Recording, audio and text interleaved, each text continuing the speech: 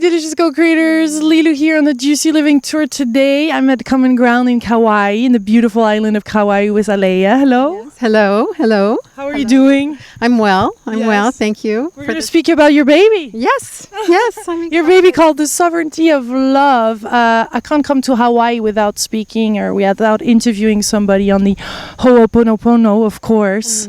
And we'll get into it. You had a really hands-on practice of it, I guess. Walking through nature and hiking here. A lot has happened to you, huh? Yes, a lot has happened. That's where the book came from, really, was through the island of Kauaʻi and sharing in her mana and her beauty. And it's a beautiful little book about Ho'oponopono and love and coming into the frequency and resonance of love. And coming back into harmony, because this world really is tiny crazy at times, and we suffer and we have a hard time, and our relationships sometimes go bad from this stress, but there's another way around, and the Hawaiians have something to share with us.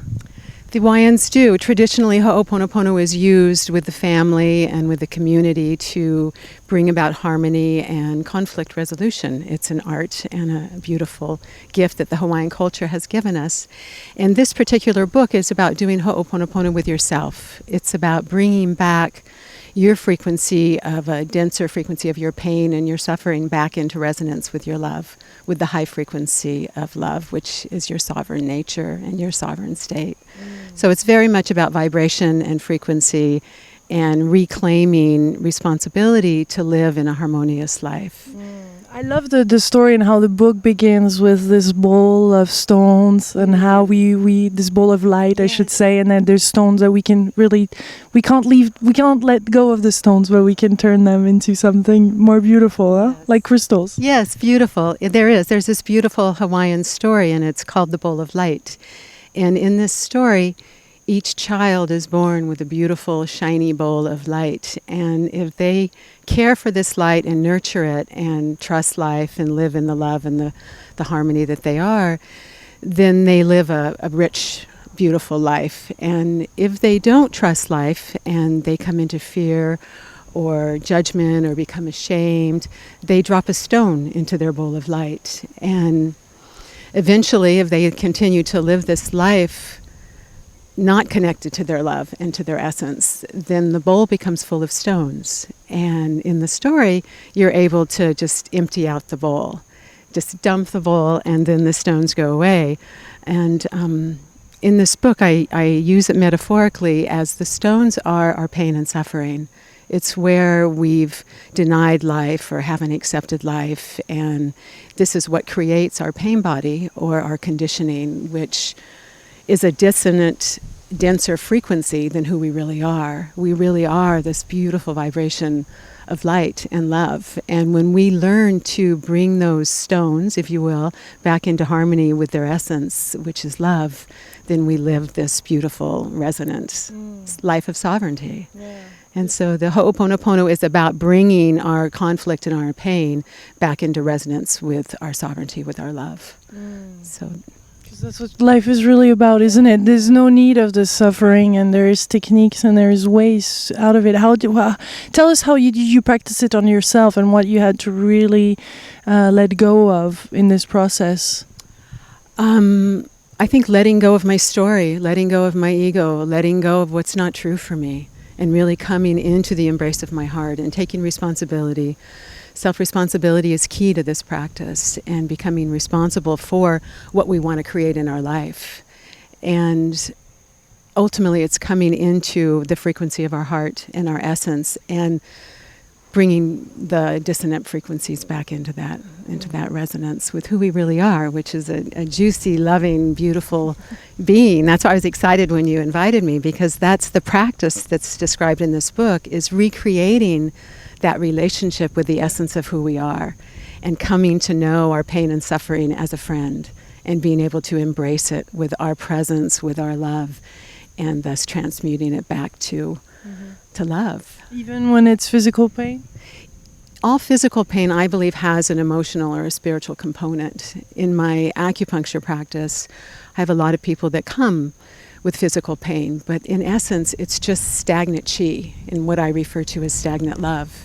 It's just stuck love, and it's often due to an emotional experience where they've created pain for themselves because they haven't accepted the things that have happened to them in life. And that lack of acceptance in life causes our love, our life force, our essence to become stagnant.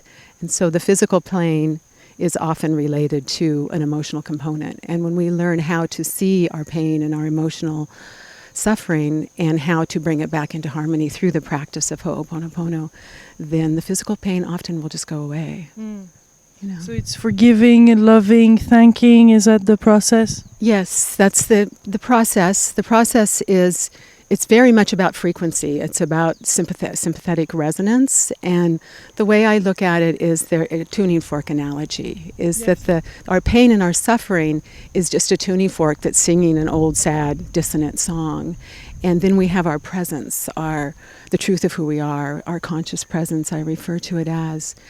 And when we embrace our pain and our suffering with our presence, it calms down and it comes back into frequency, into sympathetic resonance with love. And it's all very much about frequency and resonance and returning those. All emotion have, they're all vibrational. Everything is vibration. Everything is vibration. Even our emotional pain and our suffering is just a specific vibration that's not in resonance with who we are.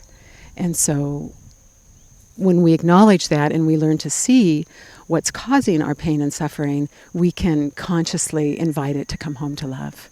And that's the term that's used in this art that's expressed in this book, is to see your pain, to see your suffering, to see that tuning fork when it's out of resonance, when it's just throwing a little fit, and to take your tuning fork of presence and embrace it and give it our love and our understanding and our compassion, and eventually it will calm down and come back home to love.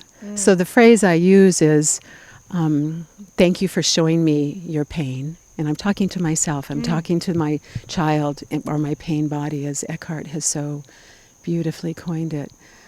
And I'm saying, thank you for showing me the pain, and I love you, and would you please come back home? Would you come back into resonance with my presence, with who we really are, so we can have more fun, so we can drop the story and let the pain come home. Because the story really doesn't allow for the flow to be there, does it? It's stuck, it's stiff, it's there, it's not moving, it's...